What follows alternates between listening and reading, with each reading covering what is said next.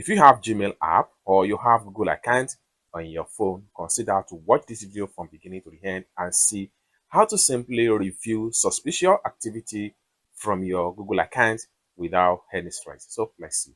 But before we dive into tutorial, if you find this tutorial useful and you are very new to this channel, remember click on that subscribe, turn on the notification bell for more useful tutorial about Google security. So with that being said, let's get started. So the very first thing you need to do is head over to your Gmail. I'm going to simply open up my Gmail. Then after open up your Gmail, like I said, before any hacker can successfully hack your Gmail account or your Google account, a mail must be sent to you by Google team. So like this one right here, critical security alert. So what you need to do is to simply open up on the mail. Then we open up on the mail, it's going to read like this.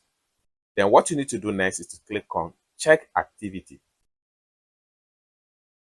So you are going to have something like this. So at this point here, Google is going to tell you the time at which the hacker is trying to attack your Google account. So the time is going to be stated right here, then followed by your Gmail account. Then, right, so you can see right here, suspicious activity on your account. And lastly, Google is going to tell you the device that they are used to have access to your account.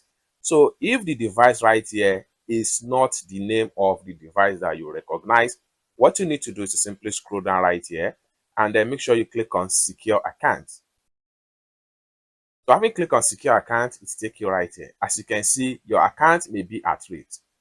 Your password may have been stolen. You should change it immediately. What you need to do is to simply click on change password. Then enter your new password and the hacker will be logged out and erased from your Google account. And your account will become more secure and perfect. It's that simple.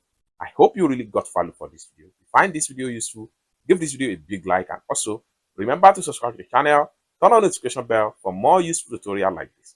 Thank you so much for watching and I hope to see you in my next video. Bye for now.